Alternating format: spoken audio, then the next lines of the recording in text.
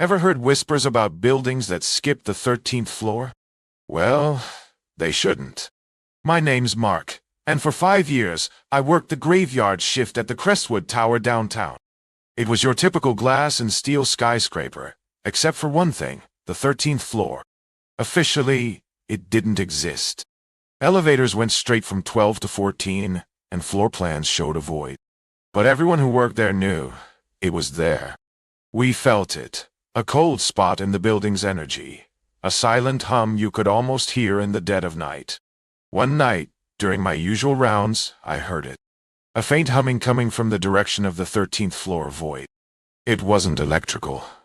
It was organic, almost like breathing. The hair on my arms stood up.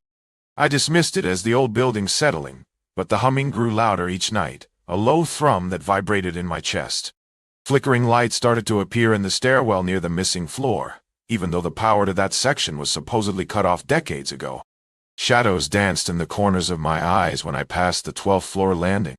I started feeling watched, a cold dread creeping up my spine. One night, the humming turned into a low, guttural growl. I could feel the vibrations through the floor, even on the 11th. The security cameras on the 12th floor began glitching, showing static whenever they panned towards the area where the 13th floor should be. My radio crackled with static whenever I got close to that stairwell. The air grew heavy, thick with a metallic scent, like old blood. Driven by a terrifying curiosity, I took the service stairs to the 12th floor and pried open the emergency exit door, leading to the 13th floor landing. The air was thick and heavy, smelling of ozone and something metallic. And then I saw it. In the dim light of the stairwell, a pulsating fleshy mass filled the entire floor. It was growing, tendrils reaching out like grasping fingers, pulsing with that same unsettling hum.